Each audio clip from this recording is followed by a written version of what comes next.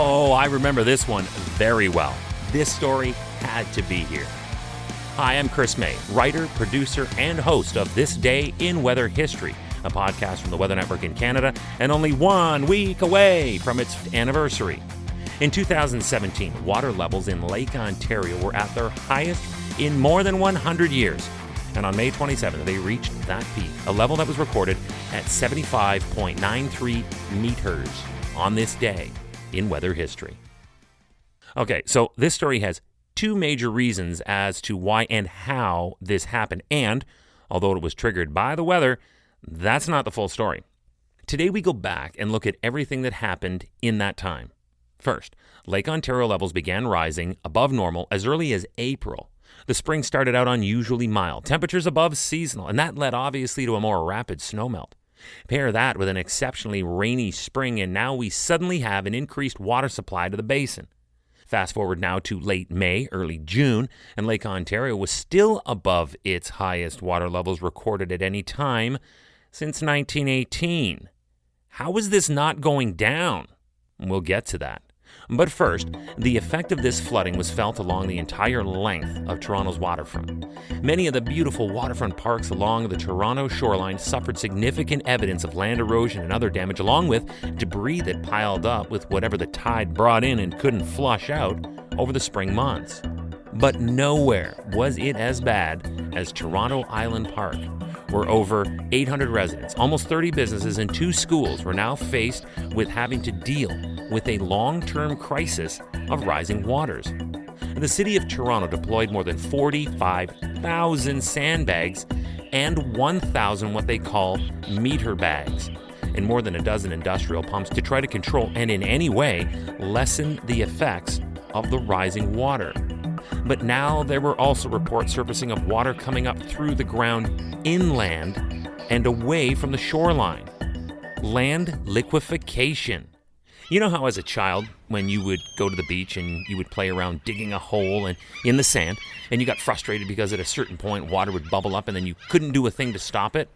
Well, that's the water table that you had reached. And with Toronto Island basically being a sandbar offshore, this was happening because of the fact that actual Lake Ontario itself was carrying much more water than it should. Remember that this day in weather history can be enjoyed a number of ways. Right now, you are listening to the full version of today's story on your favorite podcast provider, but there is also the daily podcast video short. They are shot right here in my podcast recording studio, so you get that perspective, and oftentimes they will include visuals from that day's event from when it happened in weather history. So after listening to the full story, go check out the podcast video short on television or online anytime at theweathernetwork.com/weather history. Okay, so, what happened? Ever heard of the International Joint Commission? No? Most had not before this incident. They are an organization, co-op, basically, between Canada and the United States that formed, get this, all the way back in 1909. It's amazing that it had been around that long, but now they had every media spotlight on them.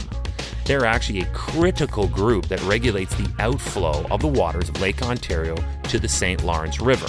They follow an agreed upon and carefully prescribed plan that is charged with balancing water levels upstream and downstream to minimize flood and erosion impacts to all shores along that path.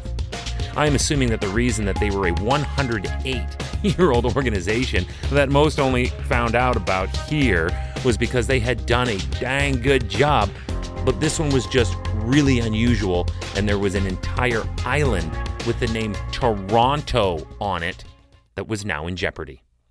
They needed to be careful here and hold this precarious balance so as to not totally inundate the narrower passages of the St. Lawrence and, in its literal wake, totally disrupt shipping along this centuries-old route.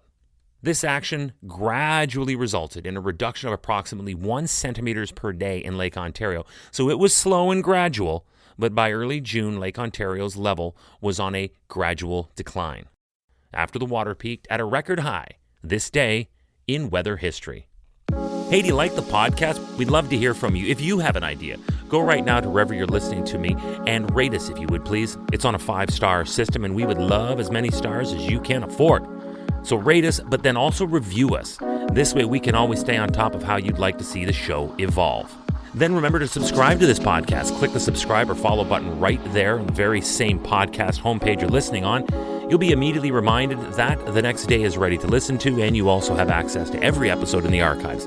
It dates back to June 1st of 2020, so there is a lot that we got to get caught up on this day in weather history. Tomorrow is May 28th, and it is episode 362. With now only 4 more days to go until our first anniversary, we will be looking ahead to the Barry tornado of 1985, the 1948 Oregon flood, and a shipwreck that had the most unusual circumstances surrounding it. But tomorrow is a story from the year 1900 that is literally lights out amazing, man. That's tomorrow on This Day in Weather History with me, your host, Chris May.